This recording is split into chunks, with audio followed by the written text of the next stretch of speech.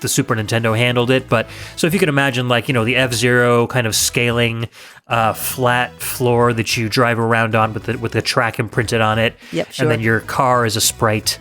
And I mean, you basically just kind of drift around corners and try to beat other cars. There's not much to it. It's very, very simple. I was kind of interested in researching this whole handheld racing like it's never been done before concept, because it feels like it's been done a million times. And so I kind of looked up racing games of this ilk on the Game Boy Advance around the time this was released. Sure. So what year was this released? GT Advance, it came out March 21st, 2001. Okay. So I have the exact date. I was like, well, it's been done on Mario Kart, so when was that released? And I looked that up, and that's July 22nd, 2001. So this beat Mario Kart by just a few months. Oh, good job, GT Advanced Championship Racing. You did it. But then I looked up Konami Crazy Racers, which is essentially just Mario Kart with Konami characters. And that was released on the exact same day as GT Advance. Oh. So do we smell some collusion? It's handheld racing like it's been done simultaneously, as opposed to never been done before. Do you think they were actually in cahoots? Because you said you described this as Mario Kart, but with licensed cars, right? Yeah. And then you just described Konami Crazy Racers as Mario Kart, but with Konami characters. How similar are we talking? Did they really just reskin it in two different ways? No, I don't think so. I think the similarities, they don't necessarily end at Mode 7 floor with sprite characters that you're controlling, but they don't feel like they were built on the same engine or anything like that. I was just wondering that maybe they really were, so that it was planned that these two racing games, handheld racing games for the GBA, would be released on the exact same day for collaborative reasons. Possible. I mean, it's what I feel is more possible is that they knew that Mario Kart was coming out soon, and they needed to get ahead of the game and release these games before Mario Kart came along and stole all of their thunder. Because once Mario Kart comes out in a system, you can't making another kart game would not suit your sales very well at all. Right. So, or at least it's not going to be the first go-to that everyone's going to be looking for. Yeah. This kind of scratches their Mario Kart itch while they wait for the real Mario Kart to come out. It's kind of cute that these two, they tied, They reached the finish line at the same time. And even though Mario Kart came far, far after in that race, it still ended up with more points in the end, somehow. That's right. Style points. Something. Style points. It's the crowd favorite, Right. Even though it's not on the podium, everyone's still giving it all the licensing deals and putting it in their commercials. Guest starring on sitcoms, inviting Captain Lou Albano over for pizza and other Italian foods. So it's okay, GT Advanced Championship Racing. I think you did just fine. There were a lot of other GT games on the Game Boy Advance. This wasn't the only one released. So oh, you got siblings? Yeah. Championship Racing? They went a little more simulator after this one. So I think they tried to not occupy the same racing space as Mario Kart did. Yeah, tried to carve out a new niche. Yeah, so they were kind of going after like those that want to play a game similar to Gran Turismo on the Game Boy Advance and tried to approximate that as best as they could. So, I don't know. Hopefully they have better horn sections in those games. That's all I can say. It grows on you, though. It really does. I've been sitting here and very subtly bopping along the entire time. Yeah, I listened to it quite a few times too, and I wasn't getting that same effect. So I'm glad you enjoy it, though. I hope other people do as well. To each their own. You've got one more box in your hand. I do. This soul box. And it looks really fancy. Yeah, how are we closing this out? This one is named Tactics Ogre Gaiden, the Knight of Lotus. And the composers on this are Masaharu Iwata and Hitoshi Sakimoto. Some heavy, heavy composers right there. Heavy, heavy cart, actually. Yeah, and a very expensive one at that. So this is Battle BGM from Tactics Ogre. From Tactics Ogre. I'd play that strategy game. It is the smelliest tactics you've ever seen. That's what it says on the back of the box. The smelliest tactics you've ever seen. That's the Earthbound marketing tactic, wasn't it? Oh, is it? Yeah. Tactics odor. Probably. They had the scratch and sniff stickers. Yes, that's right. I know about the stickers, yeah. They smell like farts or whatever. Yeah. So let's listen to Battle BGM from Tactics Ogre Gaiden, The Knight of Lotus.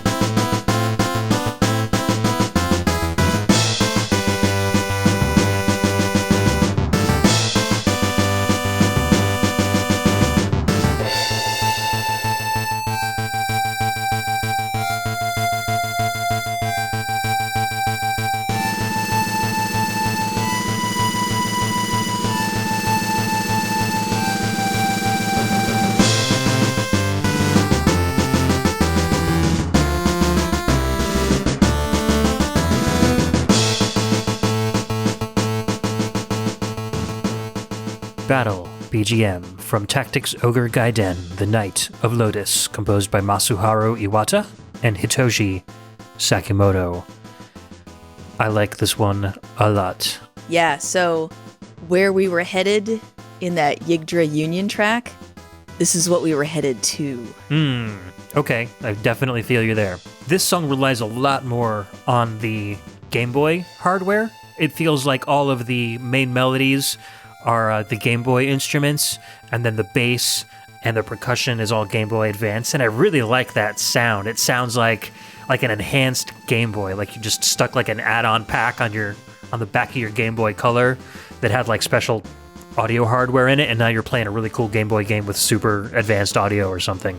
Oh man, that would be so cool. I'm imagining a Game Boy camera-esque cart that you plug in that then also has space like a Game Genie to plug in a cart into that. And instead of a camera, it has speakers. And it would like enhance your sound? Yeah, exactly. That would be so cool. It's got subwoofers is what it's got. It doubles as a rumble pack and an audio enhancer. Yeah, exactly. Perfect. I want to live in that universe.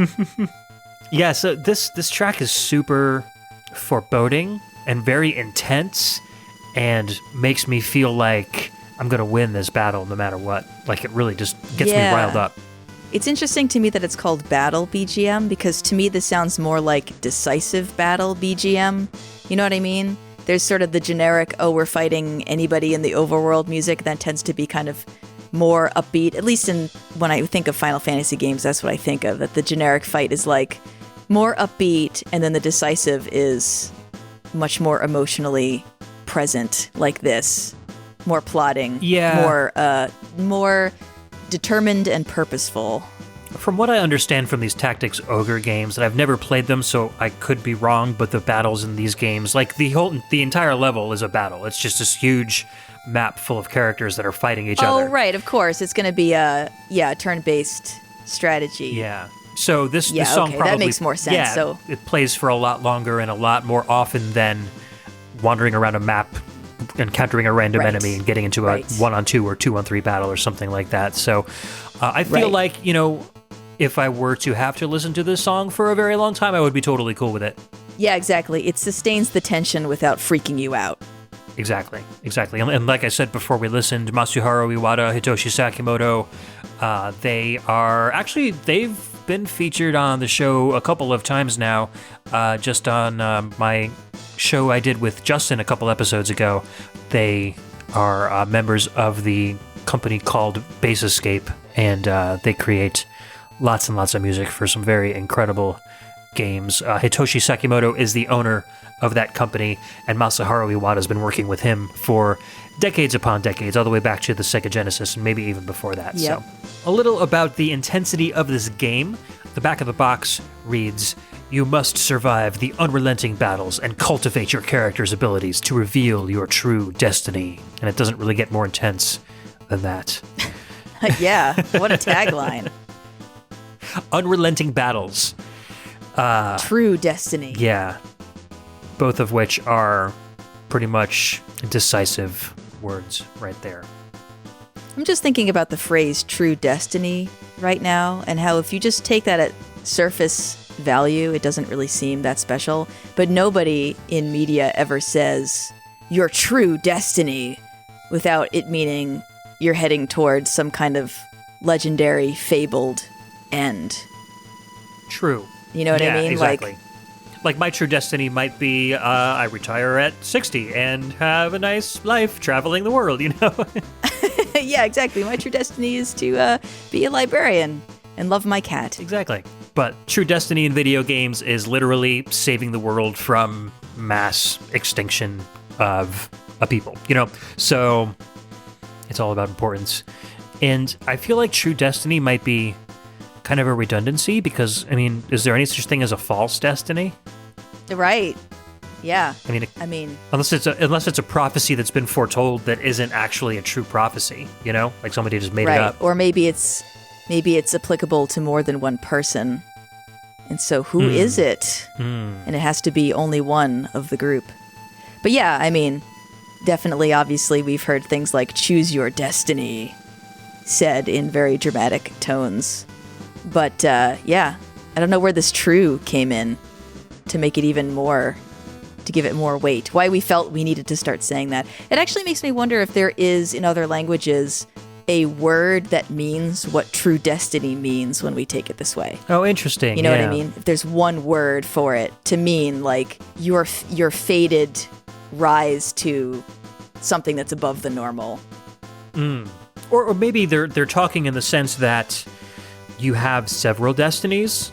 You know, you might be built for one particular thing, but you can stray from that path as you go throughout your life. True. Your true destiny would be the big, world-changing kind of feat that requires the most effort, while your other destinies might include becoming a barkeep, or cleaning toilets, or running a VGM podcast at an embassy. Right. I just felt a slight warping of my reality, and it didn't really feel pleasant, so I just let it slide on by. Speaking of sliding on by, I feel like your hands are finally empty. You are unencumbered. That's right. No more Game Boy Advance titles weighing you down. Yeah, that litter of carts is just sort of cuddling over there and or sitting in their beautifully crafted tiny chairs. You really did a good job on those. Thank you. They are enjoying their mojitos, and a couple of them are just drinking some iced teas because they didn't want to really party too much. Right.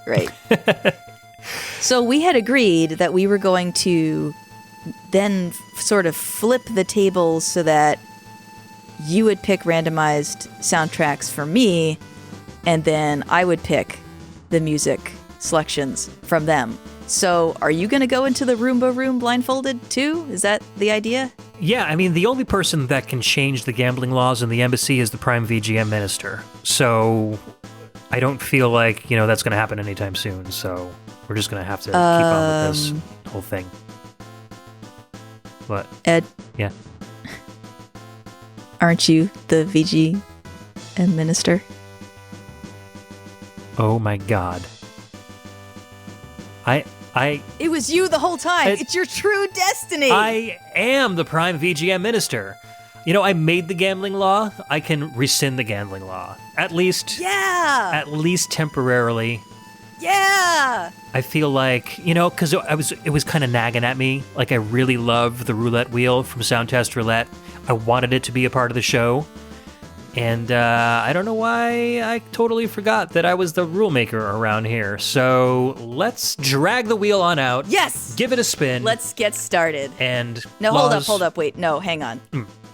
We have to really sort of set the atmosphere here, so we have to make some changes. Is that okay with you? Well, what kind of changes are we envisioning? Are you using this really beautiful decorative mahogany table here in the lobby?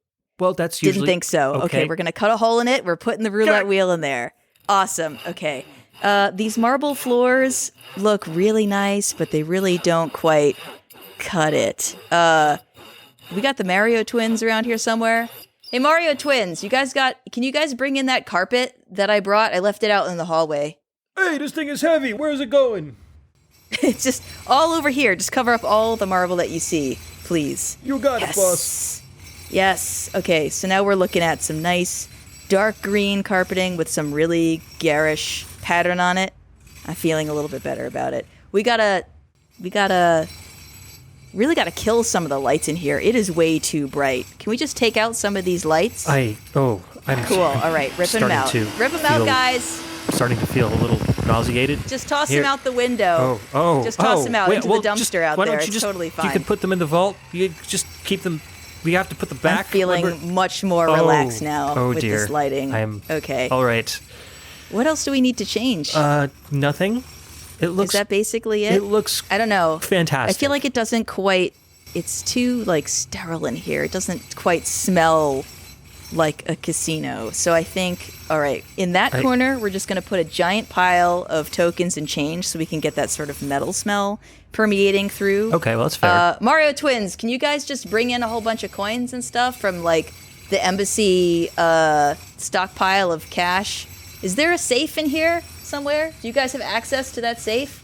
Cool. Just open up the safe. Get the coins. Bring them in here. Okay, that'll be awesome. We'll get that started.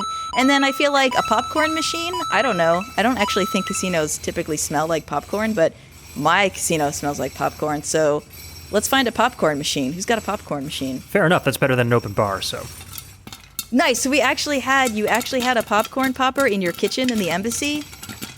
I've got kids. I mean, that's of course, true. Kids love popcorn. Okay, so, okay.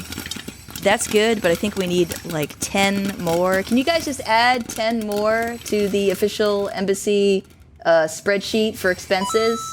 Cool. 10 more Prime shipping? poppers?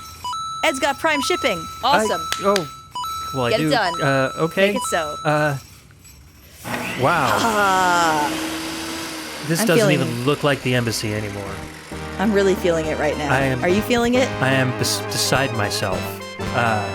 You're beside yourself? This is really something. Yes. So. Yes. We are going to introduce you to the joy of this roulette wheel in the proper atmosphere, Ed. So I want you to spin this wheel and pick my soundtracks, and we'll see what happens. Okay. Let me just take a breath. Have some popcorn. That was stressful. All right. Really quick, though. You really got some great staff here. I can put everything back the way it was. Luckily, I saved right before you did this. I can just load it back up after the show. We'll be good. All right, so. Dang it. I'm going to spin this wheel, and we're going to figure out what's going on, right? Yes, go for it. All right, so I'm going to spin this wheel. Do it. Big money, no whammies. All right, so it landed on Crouching Tiger, Hidden Dragon by Zhu Jin. Okay, so from this one, I'm going to pick out BGM 08. All right, we'll be right back.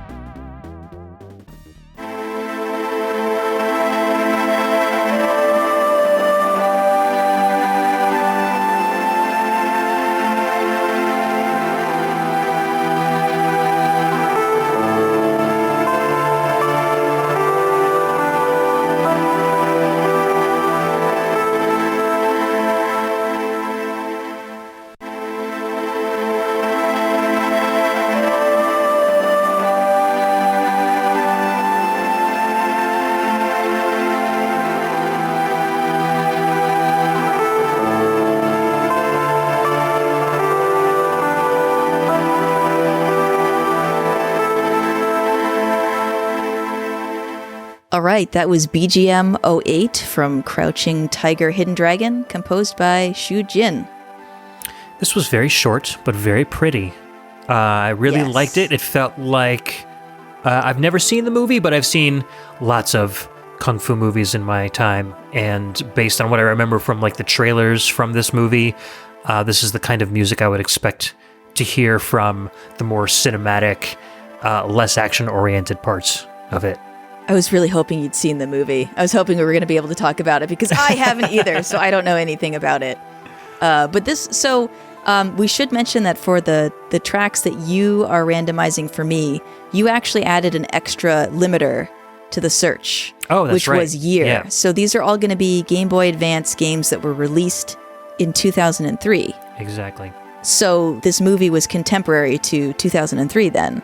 Right, yeah, exactly. 2003 was a little bit later in the Game Boy Advance's life, so this particular track, I think, was streaming audio, whereas just it was a digitized recording, perhaps from the actual movie soundtrack itself, but it wasn't sequenced audio like all of the other tracks that we've heard so far on the show. Right, which you pointed out, and that is why the ripping program that we had been using to make all the tracks shine to their fullest didn't work on this particular one. So I guess to hear this track shine the way it was supposed to, you watched the movie or you listened to the actual soundtrack recording. Yeah. So, were the other tracks in this game, did they sound like they were streaming audio as well, or did you notice a difference in the other music? They did. They all had the same kind of quality. Okay, so they probably were all streaming. Yeah, so I think that's exactly what was going on. And in fact, speaking of straight from the movie, let's take a look at the back of the box here because it gets into it a little bit. The piece of the back of the box here that I chose says, "Superhuman martial arts. Develop your chi to master the dizzying moves and whirling acrobatics from the film." So I highly doubt that your character was actually doing moves from the film, but it could be possible. This might actually be an accurate movie tie-in if they're going to be sampling what may be the actual soundtrack. Then they might put extra care as opposed to it just being sort of a quick licensed situation. Yeah. I mean, this was a very, very highly regarded movie, and it won a lot of awards. And so I think, I mean, if they were going to make a video game out of it, they probably would put a little extra effort into it instead of just being the kind of shovelware that a lot of the other licensed titles are. Plus, it's a martial arts movie, so it kind of lends itself well to an action video game, not like a Japanese pop duo, something like that. Right, yeah, exactly. A license it's a little harder to create a story around, but this probably lends itself very well to a decent quality video game. So I believe it. But yeah, I mean, it probably is a very unique game in the sense, especially if most of the music is sampled like this. It probably has a very deep sense of atmosphere to it that a lot of the other games don't. Mm-hmm. So one other thing I wanted to mention about the back of the box, this was actually my favorite part. It has nothing to do with this game in particular, but there was actually a little, and I cropped out a little picture so that you could see what I was talking about, Ed. Mm-hmm. There's actually a little mini spreadsheet of compatibility for this game, a visual representation of what systems this could be played on. So we're looking at a spreadsheet that has one column for Game Boy Advance, a second column for Game Boy Color, and a third for Game Boy. In the Game Boy Advance column, big green check mark. Game Boy Color, big red X. Game Boy, big red X. So earlier in the show, we'd been talking about the confusion of naming something the new whatever, right, and how that was going to cause problems. So it's interesting to remember back when Game Boy Advance was confusing, that you might have assumed that Game Boy meant it could be played in a Game Boy, but no, here's the Game Boy Advance. So, yeah. And even though the cartridges look super different, you couldn't necessarily tell just from looking at the box. So just the prominence of this on the box reminded me of how much of an issue that was.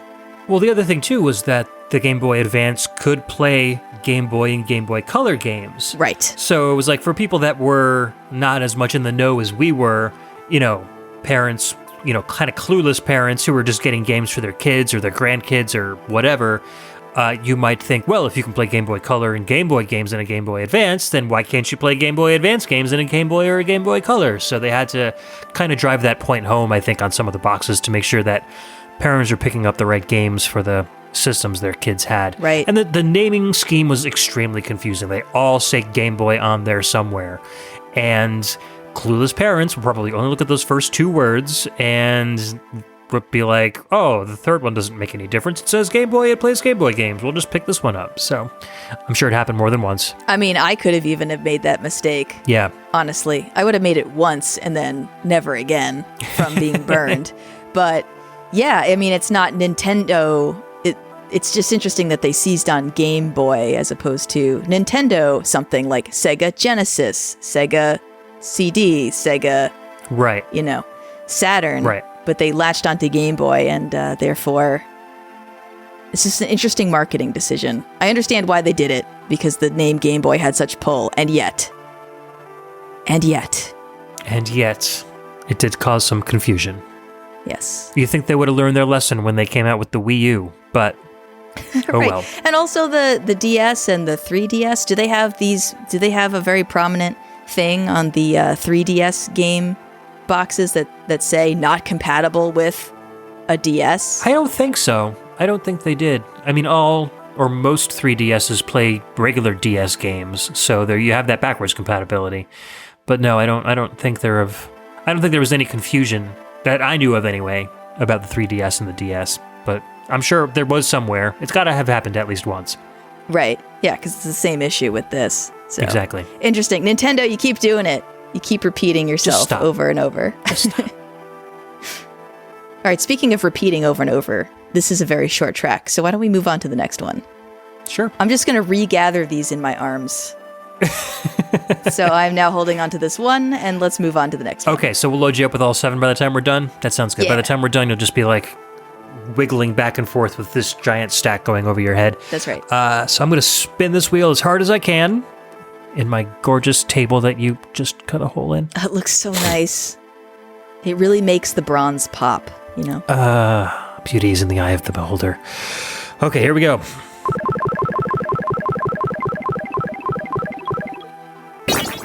All right, so it landed on Lode Runner, and this was composed by Yasuhiko Sakaida. Cool. And I'm going to choose BGM 01. Load it up. All right.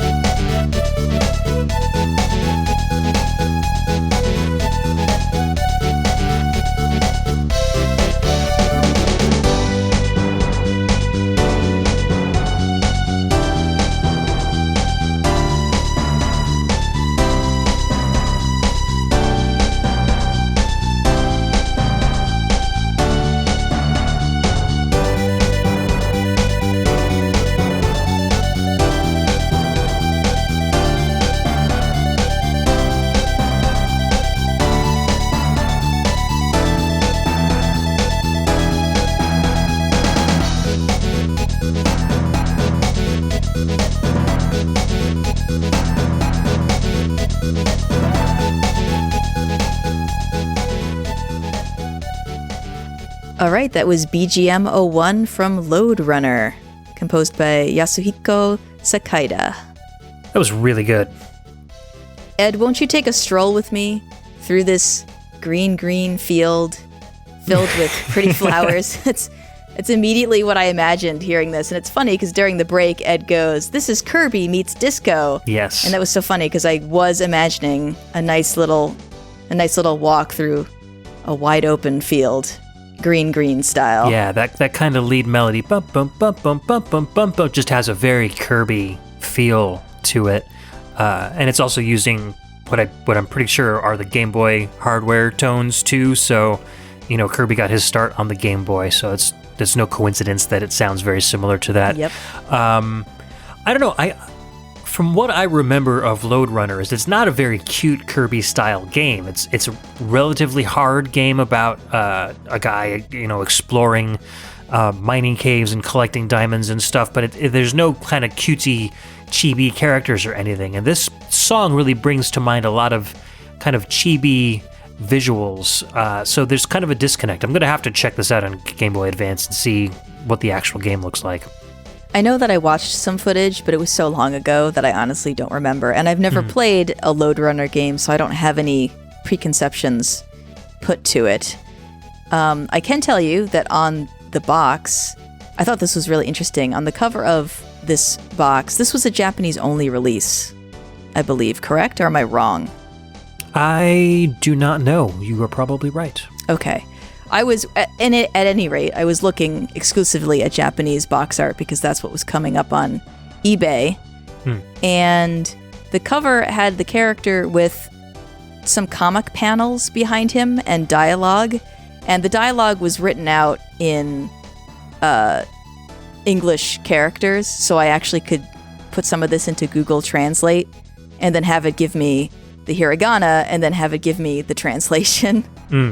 So I was having fun with that. So you get some dialogue like, just like waiting, I also want to tell the story, and such forth. I think he's just saying, wait a minute, I want to tell the story.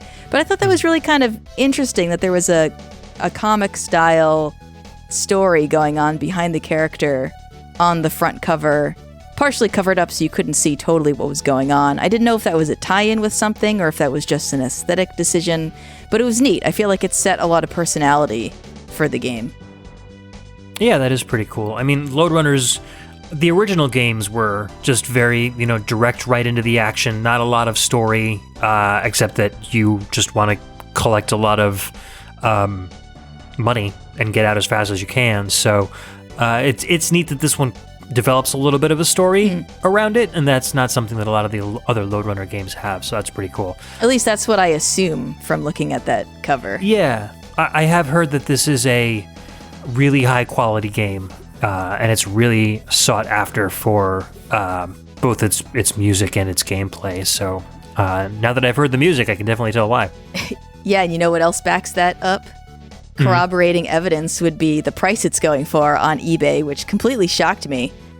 I was looking at listings that were hovering around $170, complete in box, I should say.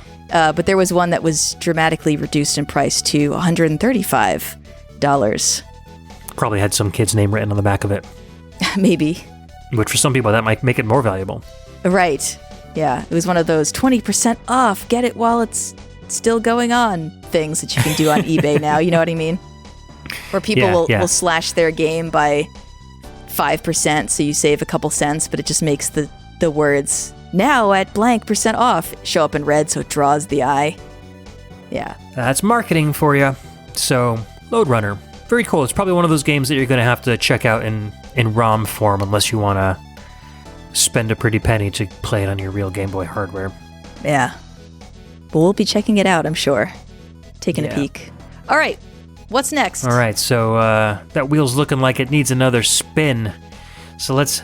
Oh, are you liking it? Are you getting into this then? I'm getting into it. This aesthetic in this room is kind of calling to me. So cool. Because while we've been doing this, I've been campaigning for signatures online to get this to be a permanent change. Oh. And it's piling up. So I'm just saying. Oh.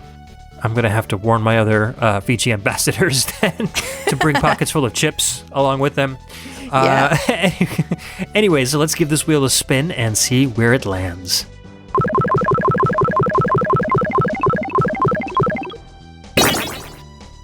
All right, we've got Disney's Party, and the composer for this one is actually unknown. And wow, speaking of marketing, we're going into the marketing giant of Disney. It's true. All right, what are we going to pull out of this? We're going to pull out BGM 14. All right, we'll be right back.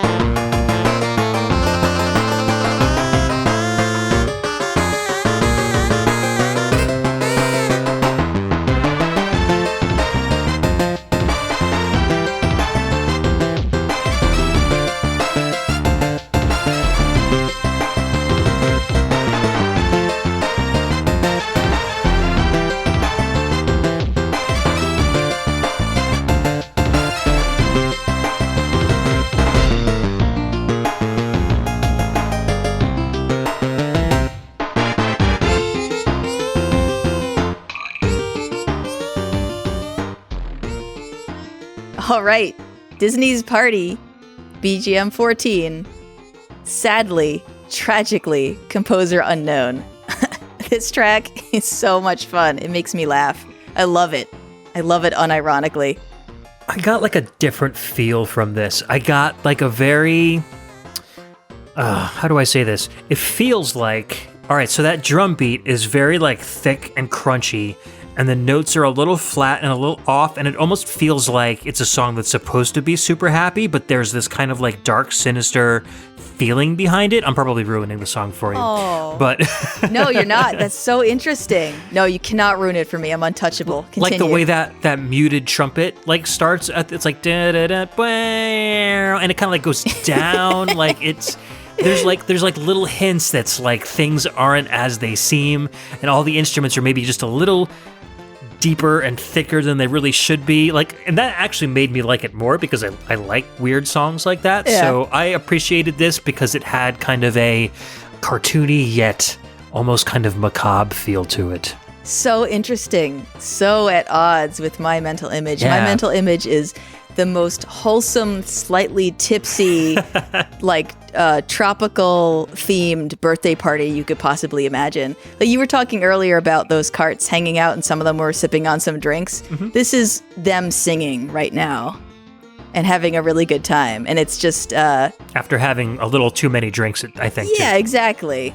But I mean, I'm getting nothing but unabashed, wholesome enjoyment from this. Good. That it's, the carts just they don't care if people don't like their voices. They're just really in the moment and having a good time. I'm sure that's what was intended. I'm feeling like there's like there's hula skirts or something. Mm-hmm. I don't know why, but I'm just having these flashbacks to a very specific hula-themed birthday party that I went to when I was like 8 years old. I have no idea why. But yeah, everyone's getting goodie bags with like little cheap plastic rings in them. Yeah. I did get a very island feel. Like I thought of like Super Adventure Island, those games, those images came to mind. I feel like what I'm drawing on those kind of negative or darker aspects are probably because I'm focusing on the limitations of the sound hardware, and you're kind of hearing it as the composer intended. You know what I mean? Oh, yeah, that's interesting. Composer yeah. intended, very, very positive, very happy.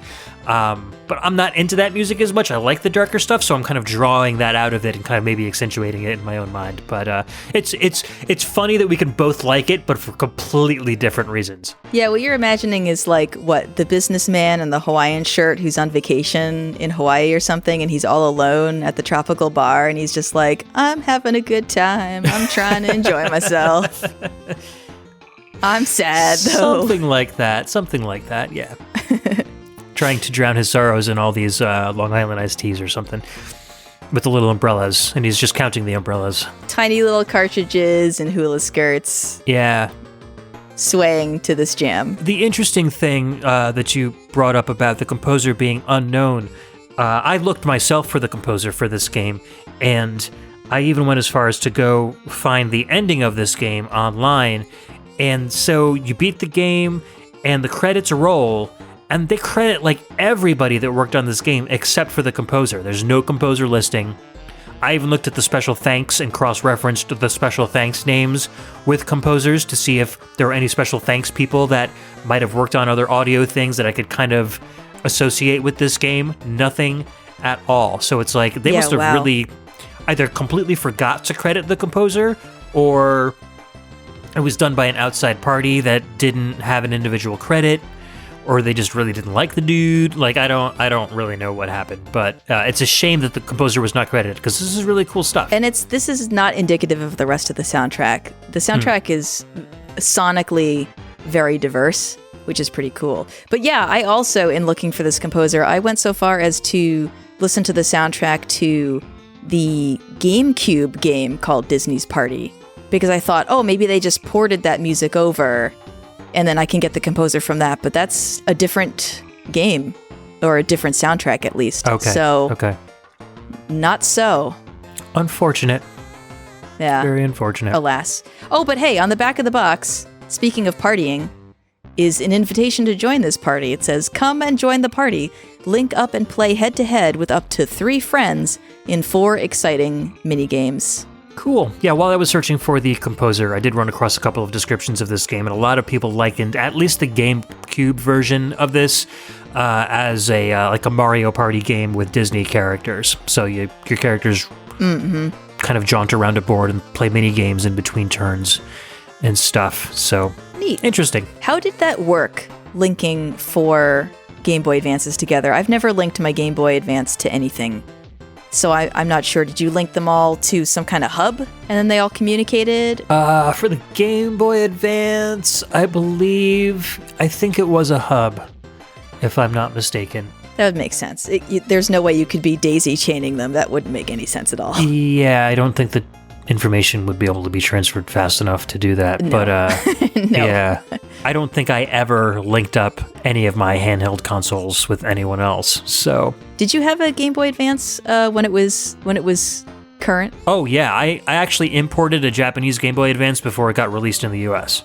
Wow. Yeah, and Cutting edge. And I got the Street Fighter 2 game and the Mario World game along with it. So, well, basically, my buddy and I were huge Street Fighter fans, and we were always kind of out and about, and we really wanted to be able to play Street Fighter 2 against each other on the go. So we felt that was the perfect way. So we pre-ordered a couple of import Game Boy Advances with Super Street Fighter Advance, and had a blast playing those. So there I am, lying about never linking my Game Boy Advance and then telling you a story about linking my Game Boy Advance. So that just shows you how good my memory is. I didn't even catch you on that. I was really, at that moment, I was just obsessed with the thought of, was that the best way to play Street Fighter? Was it actually an analogous experience, or was it... At the time, that was the only way to play Street Fighter 2 on the go, unless you wanted to play the Game Boy Color version, which was, Right. a terrible approximation of the real thing. But it was satisfying? Oh yeah, the Game Boy Advance version of Street Fighter 2 is really good. Neat. Yeah. It was the best you can get at the time, so made us happy. So cool. So, ready to move on to the next one? Yes, I am. All right, I'm gonna crank this wheel real hard and see what comes out. Okay. All right, here we go.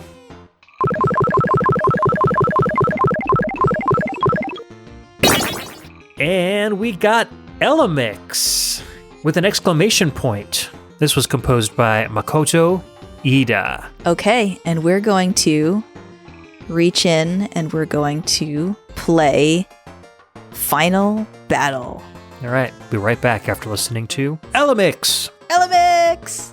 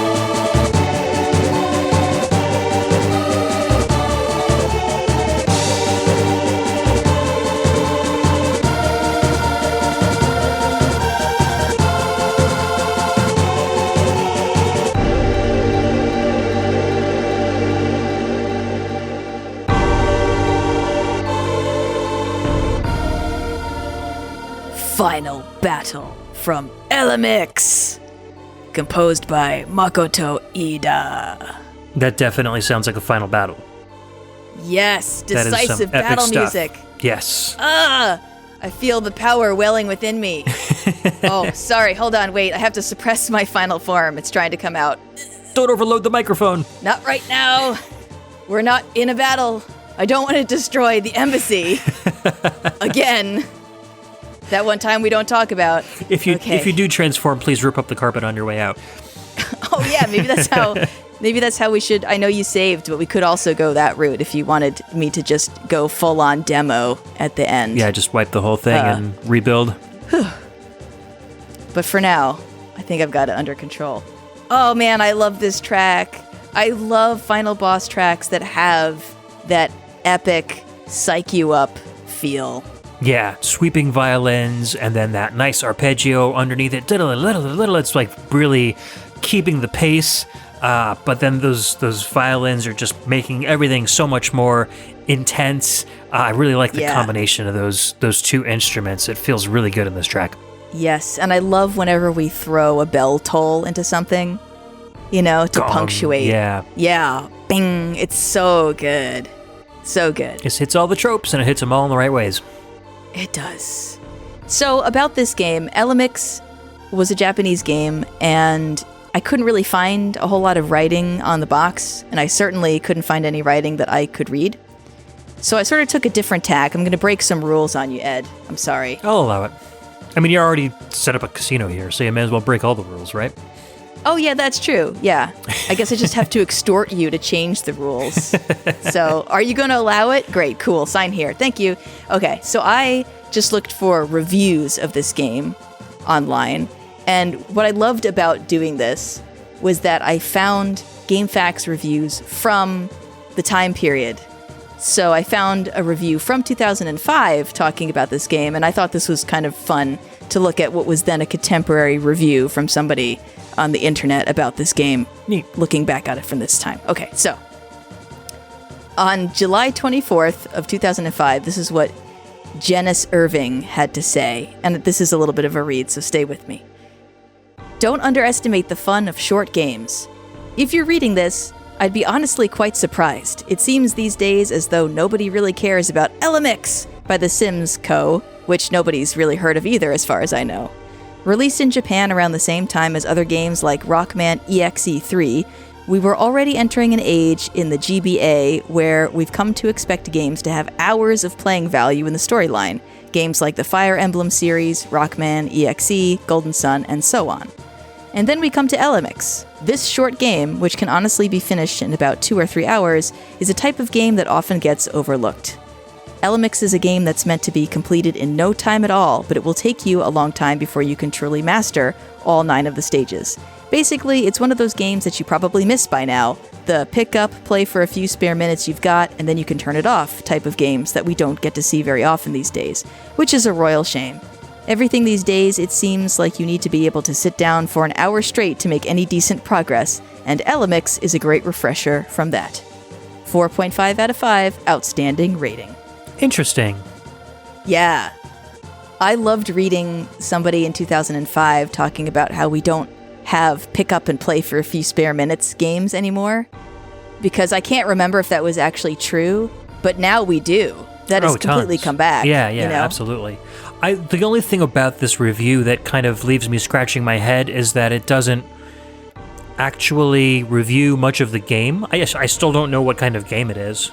Oh, I cut all that out. Oh, okay. That's me. This is a truncated review. That's... Okay. Exactly. That's not on Janice Irving. I just picked out the part that I wanted to focus on. I see. Yeah. So, no, in that respect, I totally agree. I feel like pick up and play games are now much more the norm, and especially like with the dawn of these roguelikes and these Metroidvania-style games where save points are plentiful and often, or you play until you die and then you can put it away and then come back to it and, come at it with a fresh head.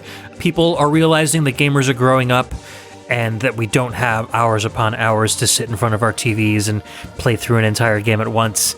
And so it's nice to have these little bite-sized chunks of time where we can get through a game and be able to save our progress and not have to worry about repeating ourselves over again until we can finally put aside 3 hours to do so. So, yeah. Right. And especially with Game Boy Advance games, like I feel like those are the games, even back when that wasn't the norm, any portable game should have a either save on demand or save at least every 10 to 15 minutes kind of feature in it, because if you're on the go, you're in a car with your parents, you don't know when you're going to get there, you don't know when your battery's going to run out. Yes.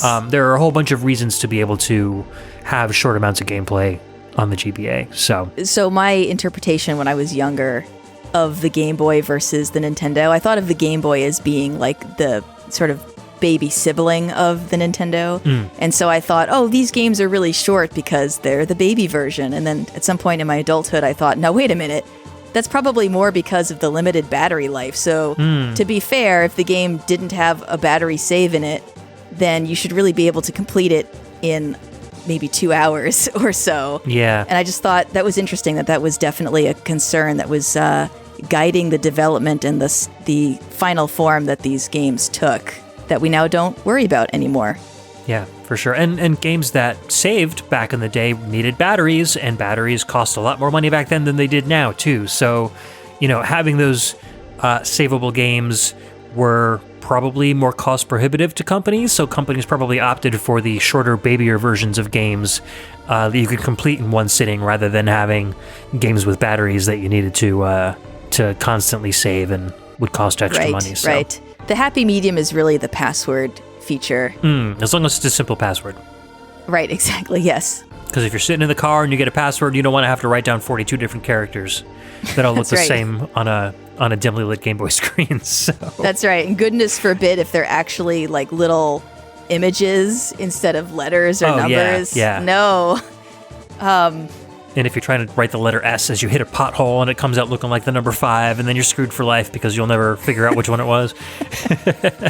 I've had that experience actually recently. I think I wrote down a Mega Man password wrong and was horrified and distraught. Oh. And I think I had to replay a Robot Master. But that took some setting up with the grid and whatever. Mm-hmm. Yeah, well, yeah, those passwords with the dots in the grid, I remember that in Mega Man 2. That was fun. I'm not being serious. That was an experience. Yes. So anyways, LMX, do you know what kind of game it is? Because, this is super epic, and for the end of a 2-hour game, it feels like...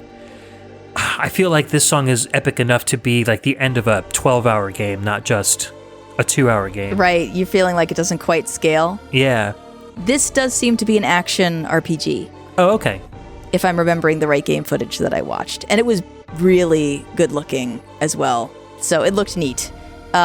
What I remember from the review that Janice Irving wrote and what I saw in the gameplay, it's like you play a character that can switch among the 4 elements for attacks. Okay, makes sense given the name. And so you throw like an ice attack or you throw a fire attack, and you have to, take that into account with the enemies that you're fighting. But it also did seem like, since you're just working with the D-pad and the action buttons, that you had to be facing in the direction of your attack to send it off. And there seemed to be a lot of kind of spinning and kind of retreating and turning around to be able to make this work. The characters were quite big on that little screen, so there didn't seem to be a whole lot of maneuverability. But I only watched it quickly, so I can't really say. Interesting. It sounds like if you really get into it, it's a great game. Cool. Like a good alternative to like Zelda on the go or something. Yeah, maybe. Very cool. Have to check it out. I don't think I can hold in this final form any longer. Well, we need to move on. Maybe the spin of the wheel will help you calm a little bit. I know it has a nice soothing tone whenever you do it. All right, so let's give it a spin. We'll see what we get.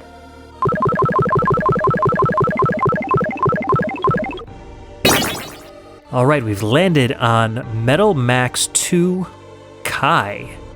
And this is composed by Satoshi Kadokura, Emi Shimizu, Seiichi Hamada, Takafumi Miura, and Seiji Yamanaka. Okay, and we're gonna listen to Let's Meet Dr. Minchi. All right, let's meet him. Cool.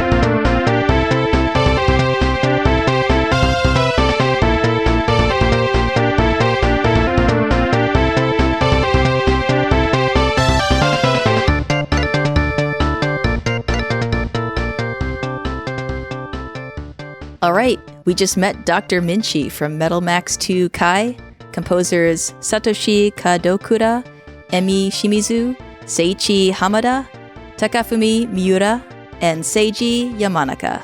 I enjoy this one quite a bit. Yeah, solid groove. I feel like Dr. Minchi's probably of Asian descent, given the music. And that's my guess as well. Yeah, it's fun. I feel like Dr. Minchi's definitely not a foreboding character, probably a very helpful, lighthearted sort of person.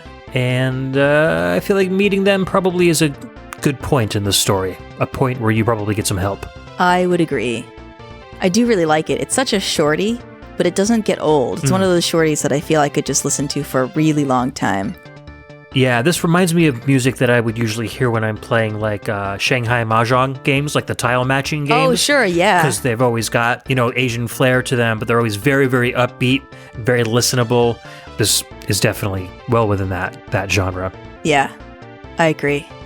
So, in my research, it seems that this game is a straight port of the Super Nintendo game, Metal Max 2. Oh, okay.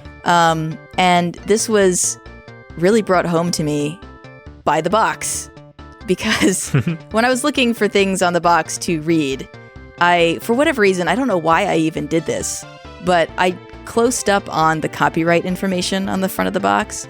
And the way I had zoomed in, I only saw half of the copyright information in one go. So what I saw was copyright 1993 Data East Corporation. And Ed, I'm telling you, for a good 5 seconds, I did not know what was happening. I was just like, what? Game Boy Advance? Copyright 1993?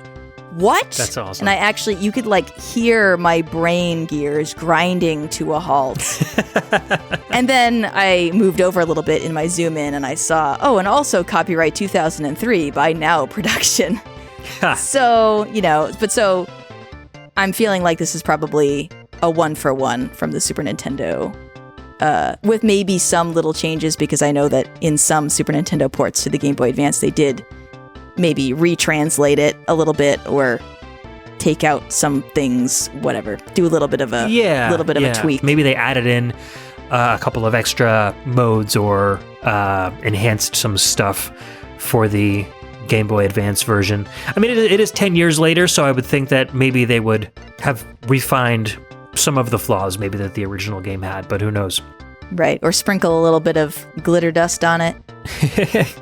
Give it a little bit of a different shine. Well, it is made of metal, so maybe some pearlescent paint, Yeah, they painted it. They buffed up the chrome a bit. Exactly. They hammered out some of the dents. Streamlined it a little bit, 1993 cars, very boxy. 2003 cars, a little sleeker. So that's right, yeah. Put in a wind tunnel, shaved off all the square edges. Get a brand new Metal Max. That's funny. My friend Partridge Senpai from the Racket forums really helped us out digging for information from these Japanese games and pulled out composer information and translated from the Japanese when we were coming up short. So we'll thank Pidge again at the end of the show, but, super thanks to him for doing this extra digging. And he was the one who originally told me at first, I think this is just a port of the Super Nintendo version, and here's why. So gotcha. Very cool. All right. Anything else you want to say about Metal Max before we spin the wheel again? I kind of wish I had more to say. I've never played a Metal Max game or seen a Metal Max movie, so no. Am I thinking there's no Metal Max movie? I'm thinking of Mad Max. You're thinking of Mad Max, yeah. Which is not Mag Max, which is another video game. Right. A lot of Maxes in the video game world. A lot of Maxes that have the word beginning with M before them in the video game world. So, but yeah, Mighty Max. Mighty Max. That one Game Boy game that didn't really get a whole lot of play, Marshmallow Max. I really liked that one. And then, were there other ones too? Was there a Marble Max? There was that game about that perfectly ordinary guy in the wizarding world called Muggle Max. Oh, yeah, that's right. Yeah. That one got bad reviews. I don't really know why. It looked charming. Max games. There's another idea for you. For the VG Embassy. Explore all of the different iterations of Maxes that there are. I'm sure it'd probably be a 50-track episode. Monster Max? Could need multiple. Right? Yeah, Monster Max. We need multiple volumes of that one, for sure. There have been a ton of Metal Max games just by themselves. I think there's at least 5 of them out there. Oh, wow. Between the different versions and different ports of different versions that are on different consoles and stuff. So, yeah, quite a bit. That was basically like Data East's like flagship kind of RPG. They didn't really do any other RPGs besides the Metal Max series. So, oh, interesting. Did not know that. Yeah. Yep. Anyways, so let's spin this wheel again, see what else comes up, and pray for some awesome music. All right, so here we go, spinning that wheel.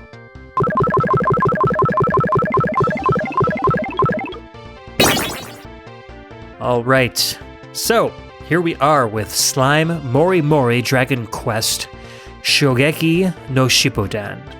And this is composed by Koichi Sugiyama, the Dragon Quest maestro, and Ryohei Takagi. Awesome. Okay. Take a real quick... I'm going to pause time, take a real quick listen through. Okay, I found one. I'm back. We absolutely have to listen to the track, Them Filthy Thieves. I would have just picked it based on name alone. Oh, and you would not be disappointed. I cannot wait. Awesome. We'll be right back.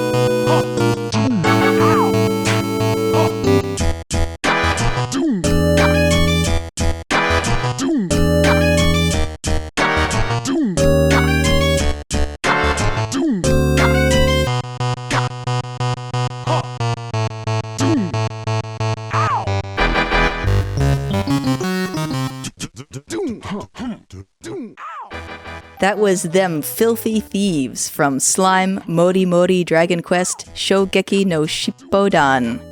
Composers Koichi Sugiyama and Ryohei Takagi. That was so good. That was so good. Yes, we broke Ed. Yeah, man, not what I was expecting at all. This is what a sampler is supposed to be used for. I was not expecting some a cappella stuff going on there. Like I was like reminded of like Straight No Chaser, stuff like that. But mixing Game Boy tones with voices and just that great, fantastic groove. Was not expecting that, especially from a Dragon Quest game, because this is not what I usually think of when I think Dragon Quest. So right, yeah. Very, very unexpectedly pleased with this one. I think that's, I mean, obviously there's some beatboxing going on in the main line, but I think that in the background is also a sample of a beatboxing noise. Yeah, I think it was too. Some mix six mastering up in this track here. Yeah, so I mean, I don't even know what to say. I mean, so I'm assuming that you've listened to the rest of this soundtrack. So I mean, I'm sure the rest of it's probably nothing like this, right? This is probably kind of a standout. This is a standout, different track. However, there is a somewhat irreverent tone to this game, and I can tell you why, and it'll actually lead into the thing I'm going to read. So I should just go ahead and read this thing. This is another game where I was trying to find something from the box to read and came up short. So I went again to GameFAQs to find a contemporary review to see, or a contemporary of that time review to see what people were saying about it. So someone named Shinobi1, which I love, Shinobi1, said on November 25th, 2003, "A charming adventure with an unlikely hero." The Dragon Quest series has long been known for having powerful warriors, wizards, and the likes as the heroes of the adventures. Take that whole idea out of your head for this game. In Slime Modi Modi Dragon Quest, you play as a slime. Yes, a common blue slime. The same ones you kill at the beginning of every other Dragon Quest game. But then again, this isn't some 100-hour epic quest. And then, cut a lot of the review, jump to the end. Final thoughts. Slime Modi Modi Dragon Quest is a great action RPG. Had the game been in English, I may have understood the story fully, but as it stands, Slime Modi Modi Dragon Quest is a lighthearted romp that may not be challenging, but is a lot of fun. 4.5 out of 5, outstanding. So this, Ed, kind of speaks to your confusion about this not sounding like a typical Dragon Quest track, because this is not your typical Dragon Quest game. So you're playing as a very low-level enemy. Yes, with a goofy face. And I can only imagine the kind of gameplay that you encounter while doing this. I kind of remember seeing the title back in the day because I remember some websites calling it kind of unique and fun and a nice different take on RPGs.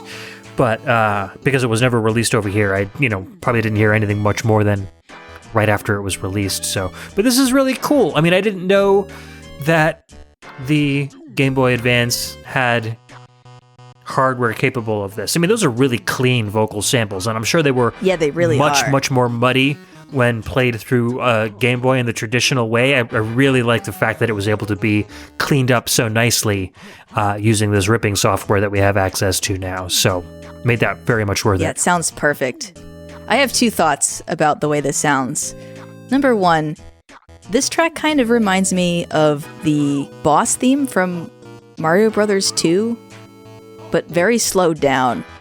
I don't know how else to explain it, but I feel like it has the same kind of structure and ear feel and like that background that goes, duh, duh. I shouldn't be singing along because we can't sync it up, but that's just what it makes me think of. It makes me think of what that boss is just chilling before you and confront them in the castle. And then when you show up, then we go into the Super Mario Brothers 3 theme. But anyway, so that was just a gut feeling. But the other thing is, I promise you that this too, now that you've heard it, now that it has been planted into your brain, it will surface at random times when you're doing monotonous tasks. I'm sure it will. You'll be cleaning the dishes and you'll just be like,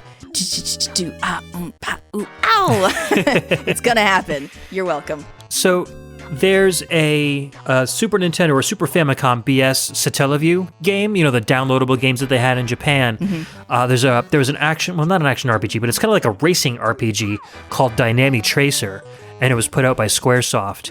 And Nobuo Uematsu was the composer on that, and the title theme to that game has a song completely made up of vocal samples, very, very similar to this. So I wonder, Uematsu and Koichi Sugiyama both being kind of like peers in their respective... Yeah. I wonder if this was kind of a response to or influenced by that particular track, because I'm sure they probably knew of each other's work at that point. So that's funny. I'll send you that track. I think you'll really like it too. Oh, I'm excited about it. And that's kind of fun to think about because the comparisons between Dragon Quest and Final Fantasy were almost immediate. Yeah. And I know that it's sort of seen like you're in one camp or the other. You're a Dragon Quest person or you're a Final Fantasy person. So I like thinking about that. I like thinking about the two composers also being aware of that and kind of keeping up with each other. Having their own and counterpoints, sort of not necessarily competing, but just being up with what the other one is doing and being interested and maybe thinking, oh, that's such a funny idea. Let me try it my way. Yeah. Let me enhance it. That's cute. That's cool. Very cool. All right. So are we ready for our last track of the day? I am ready. Let's do it. All right, good, because this carpet is getting sticky and I don't know why. All right, let's spin this wheel.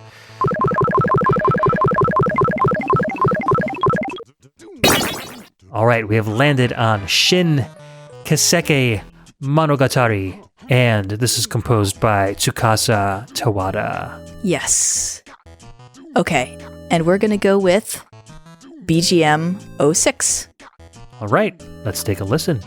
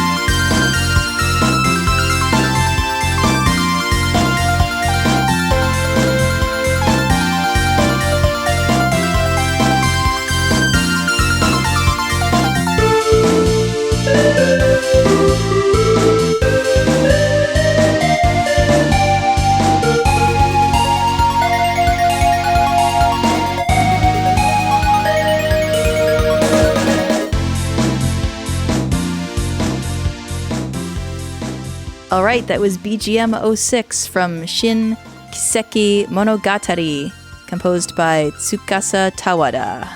Fun little track. Don't you feel sparkly and magical right now? Yeah, definitely. Really nice choice of instruments. I like those synths. I like the percussion as well. It's got a nice kind of four on the floor, almost like a techno dance kind of beat, but much, much lighter and more, I don't know, very pop, I guess is the best way to describe it. Yes, I think that's a great description. I was really struck by how well made this track was. It feels very thick, but not muddled at all. Everything stands out. I just think it's really great. I got really into this whole soundtrack, actually, because I was blown away by it. And information on this game is so hard to come by. I had Partridge Senpai dig into the Japanese internet so many layers deep into the crust of this earth trying to find information about this game, and we just could not. He was successful in finding out who the composer was, but there's really just not a whole lot of information about it to be found. I did find a YouTube video of someone playing it and translating it as she played a little bit, which was surprising to me. Cool. So that was kind of cool. So in lieu of any other information, I thought I would just read her description of what this game is about, because I also think her description is really funny. So this is from the YouTuber Cute Japanese Games, and they're like little sparklies around the name. So I guess if I were to read that, it would be like, from YouTuber Cute Sparkly. Black Sparkle, White Sparkle, Star Sparkle, Cute Japanese Games, Star Sparkle, White Sparkle, Black Sparkle. She says, follow the adventures of underage fashionista magical girl Razel, hands up if you got that Hatenko Yugi reference, and her pet Mimi, on her way to drink some booze and charm some guys from university. Learn about Earth's fashion. Or both. I hope you have fun. Wow. Sounds like a very interesting game. Yeah, so it's about a magical girl who is not of this world, who decides that she wants to come to Earth because she wants to learn how to be fashionable. I see. That's her reason for descending but then upon our planet. She gets caught up in the party scene and guys and all this stuff, it sounds like. I guess so. I didn't get that far. Yeah. I was just in the beginning when she was like getting ready for school and whatnot. Is it like a visual novel, or is it more like an RPG, or do you know? I think it's visual novel style. There was a lot of setup in the beginning. There was a lot of setup of like, what's your name? What's your cat's name? What day of the week is it? Et cetera, et cetera. So I can't speak to it much more than that. Interesting. But great soundtrack. I would just listen to this on its own, even if I couldn't understand the game at all. This is great, it's great. Like Saturday driving music, like in the spring or summer.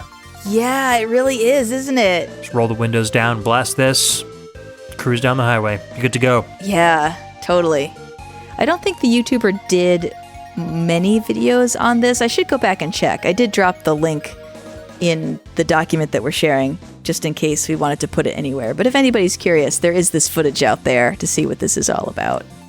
Very cool. But yeah, great soundtrack. It's a shame that the game seems to be somewhat buried, because this music is really amazing, in my opinion. And new English translations for Japanese games are coming out all the time. Like, I check romhacking.net almost daily, and there are always new translations coming out for, like, they just released a translation for holy cow. They just released a translation for Liverlinkle Story. Say that 5 times fast.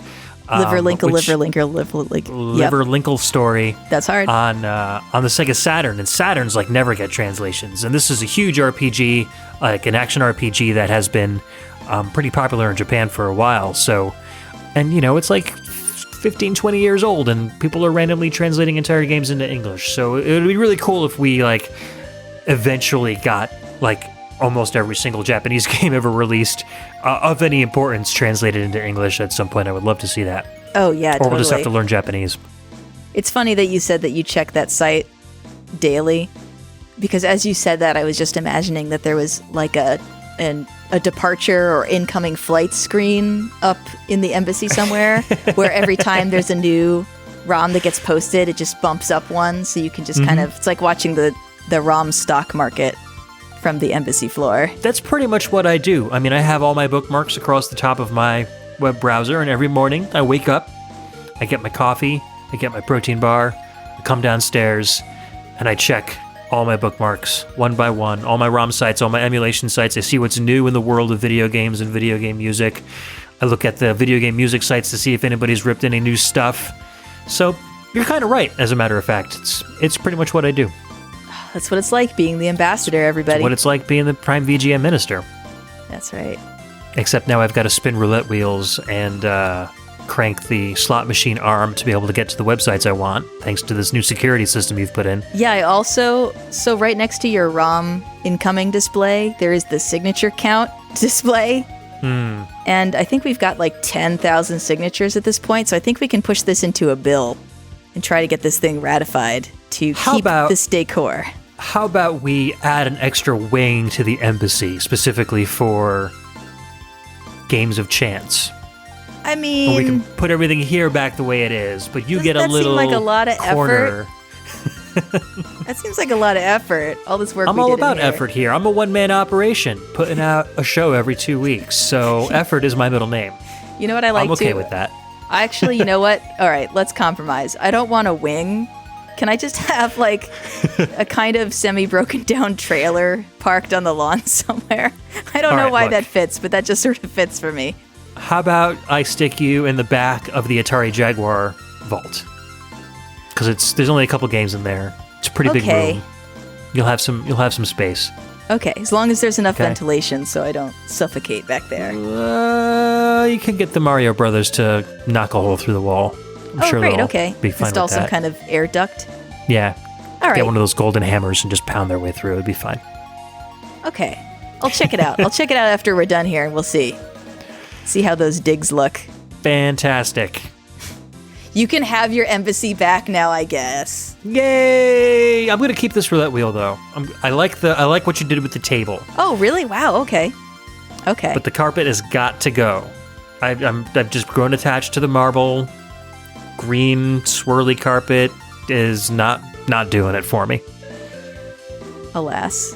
Besides, if I drop my pistachio ice cream, I'm never going to be able to clean it up. All right, well, I'm going to have to... This is actually my roulette wheel, so I'm going to have to build you another one. Do you have any specifications you want me to meet? I can match the color scheme if you want. That would work. That would work quite nicely. Instead of numbers, it has to have video game logos on it. Oh, okay. Okay, we can do it. Yeah. It has to have the dyads pixel faces. Okay, done. On the blacks, and then video game logos on the reds. Okay, I like where this is going. I'm assuming you're not going to want to keep the gold chrome. You're probably going to want something else. Silver. Carbon fiber, if possible. Okay, I think I can make that work. Okay, all right. And we need I might have to call in some favors, but we'll make it happen. All right, good. And then the table itself, I need tribal adornments circa 2001 nu metal band. Oh, man. You're really going to put me through my paces. And flames going up the table arms. The legs, sorry. Okay, yep. Yeah, this is going to be like Guy Fieri as a table. Just imagine that. I don't even know what to say to that description. It was so perfect, and it's one of those moments where you feel like that's never going to happen again. No one is ever going to describe something like that ever again. Okay, done. I'll have it shipped when it's finished. Excellent. So the next time you're on my show, we'll set it up. Okay. All right. Excellent. All right, guys. Anyhow. You can start pulling up the carpet now, I guess.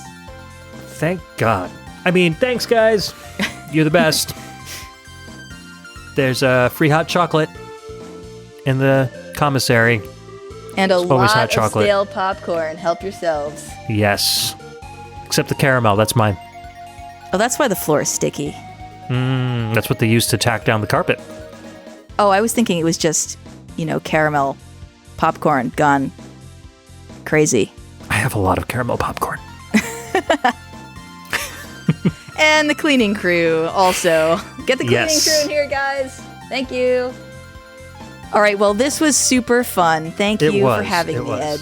Thank you for coming on. I mean, there were at least, 5 different iterations of what this show was going to be before we ended up settling on the way it was, and I feel like we made a good decision. Yeah, I think we were planning this before I had even released my first episode of Sound Test Roulette, right? I think. Yeah, well, we were going to do a crossover. I was going to be on your show, you were going to be on my show. Right. And then we just decided that we were going to make a whole big double Sound Test Roulette show on the VG Embassy, which was great. And we have plenty of room in the embassy, and the redecoration wasn't that bad.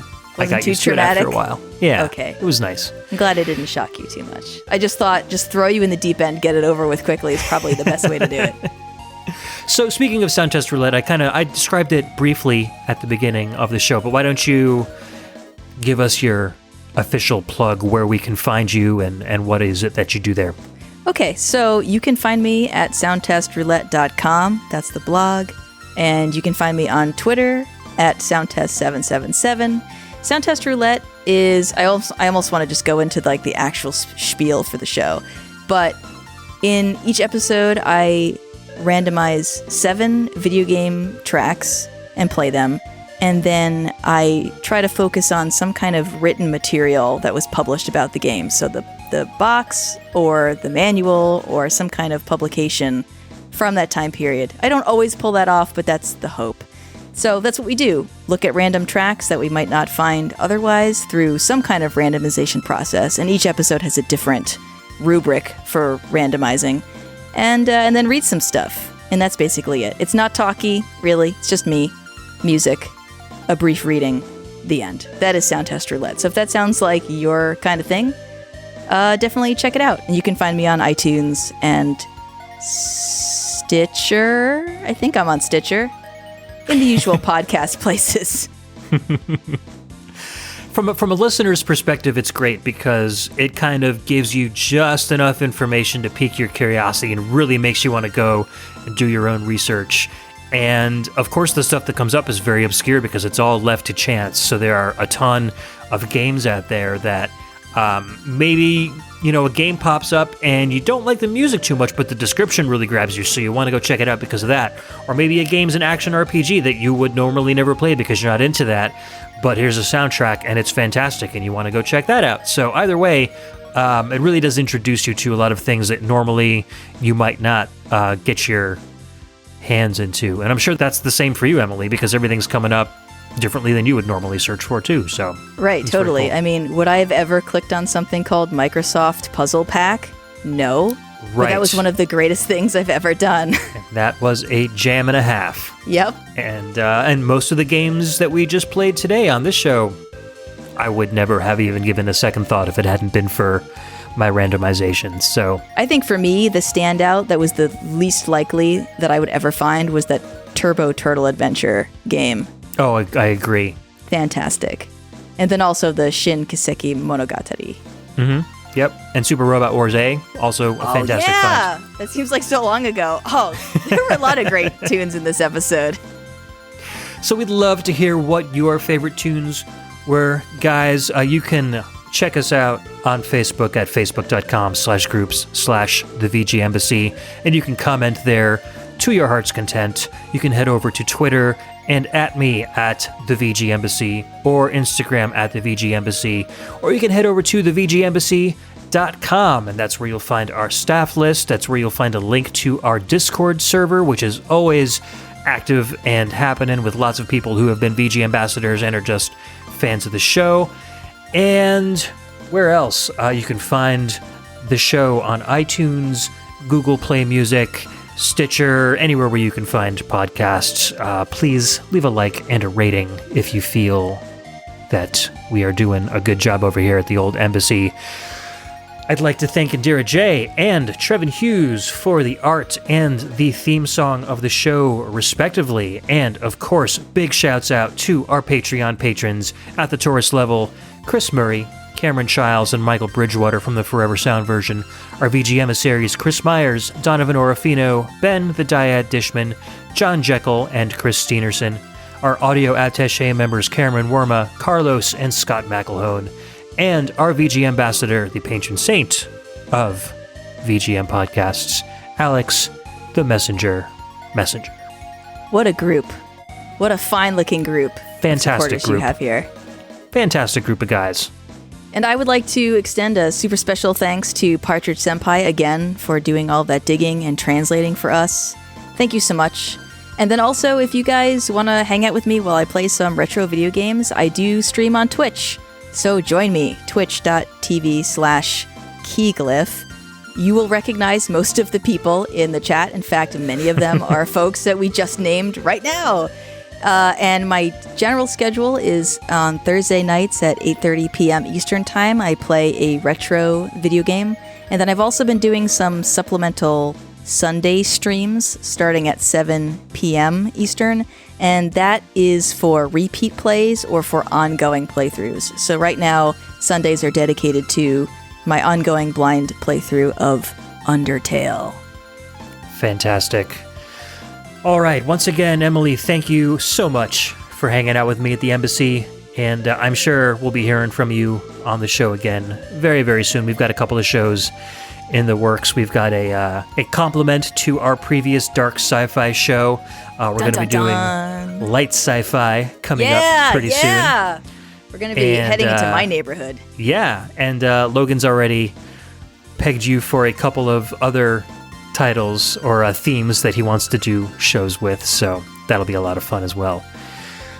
So closing out the show was a track that you were very excited to play. So I guess this Shin Kaseki Monogatari soundtrack was chock full of really cool jams, so you wanted to play another track as our outro, correct? Yes, that's correct, and I actually gave you the choice between two because I couldn't decide. Yeah, and I chose BGM 14 from Shin Kaseki Monogatari, again, composed by Tsukasa Tuwada. All right, guys, thank you so much for listening. We will see you again in 2 weeks. This is Ed, signing out. Take as much popcorn as you can carry. Not the caramel. That stuff's gross anyway.